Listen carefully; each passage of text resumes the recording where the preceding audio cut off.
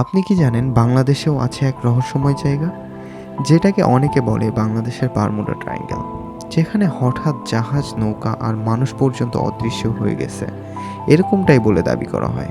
সুন্দরবনের দক্ষিণ আর বঙ্গোপসাগরের বিশেষ অঞ্চলকে অনেকে বাংলাদেশের বারমুডা ট্রায়াঙ্গেল বলে থাকেন, কারণ এখানে ঘটে গেছে বহুত অদ্ভুত ঘটনা যা আজও রহস্যে ঘেরা। স্থানীয় জেলেদের মতে এখানে নাকি বহু নৌকা স্রোতে গিয়ে আর কখনো ফিরে আসেনি।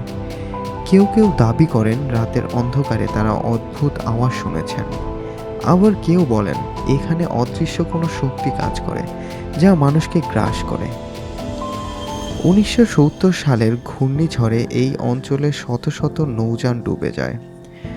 অনেকে আজও বিশ্বাস করেন সব জাহাজ শুধু ঝড়ে ডোবেনি, কিছু যেন রহস্যময়ভাবে হারিয়ে গেছে।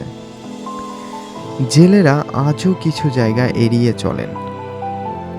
লোকমুখে আরও একটি গল্প প্রচলিত রয়েছে। জলদস্যুরা নাকি এই রহস্যকে ব্যবহার করত। তারা নৌকা লুট করে অদৃশ্য করত, আর মানুষ বিশ্বাস করত রহস্যময় শক্তি কাজ করছে। এইভাবেই ভয়ের কাহিনী ছড়িয়ে পড়ে। গবেষকরা অবশ্য মনে করেন এর পেছনের রহস্য কম, প্রাকৃতিক কারণ বেশি।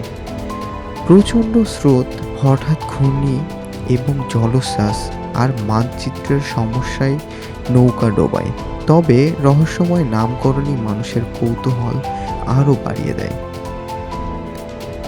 একদিকে গবেষকরা বলেছেন সবই প্রাকৃতিক ঘটনা, অন্যদিকে স্থানীয়রা বলেছেন এখানে কিছু একটা আছে যা মানুষের বোঝার বাইরে। তাহলে সত্যি কোনটা?